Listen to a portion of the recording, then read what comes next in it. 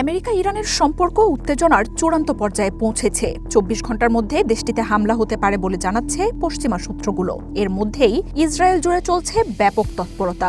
Israeli প্রধানমন্ত্রী নেতানিয়াহুর বিমান অজানা গন্তব্যের উদ্দেশ্যে ছেড়ে গেছে বলে জানিয়েছে দেশটির স্থানীয় গণমাধ্যমগুলো।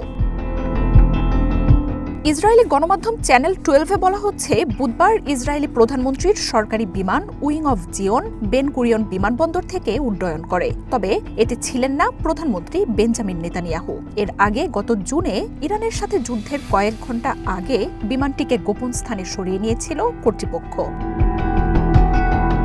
এবারও ইরানের সাথে সংঘাতের শঙ্কার মধ্যেই একই পদক্ষেপ নিয়েছে তেল আবিব। প্রেসিডেন্ট ট্রাম্প ইরানে হামলা চালালে মধ্যপ্রাচ্যে থাকা আমেরিকার ঘাঁটিসহ ইসরায়েলে হামলার হুঁশিয়ারি দিয়েছে খামেনি প্রশাসন। ইসরায়েলের সামরিক ও প্রতিরক্ষা স্থাপনার পাশাপাশি নেতানিয়াহুকে বহনকারী বিমানও সম্ভাব্য হামলার লক্ষ্যবস্তু হতে পারে বলে জানাচ্ছে স্থানীয় গণমাধ্যমগুলো। তবে ইসরায়েলের সামরিক বাহিনী জানিয়েছে, নেতানিয়াহুর বিমানের উড্ডয়ন রুটিন মহড়ার অংশ। ইরানের হামলার শঙ্কায় বিমান ও সেনাবাহিনীকেও সর্বোচ্চ সতর্ক অবস্থায় রেখেছে তেল আবিব। এছাড়াও মিলিটারি ইন্টেলিজেন্স ও নর্দার্ন কমান্ডকে সার্বক্ষণিক নজরদারি বজায় রাখার নির্দেশনা দিয়েছে প্রশাসন। আমেরিকার সেন্ট্রাল কমান্ড সেন্টকমের সাথে সমন্বয় রাখছে ইসরায়েলি বাহিনী।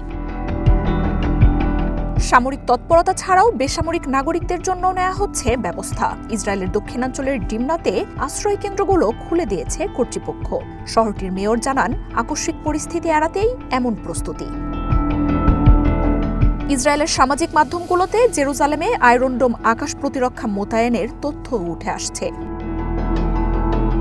মার্জিয়া উপমা, ওয়ান ইন্টারন্যাশনাল ডেস্ক।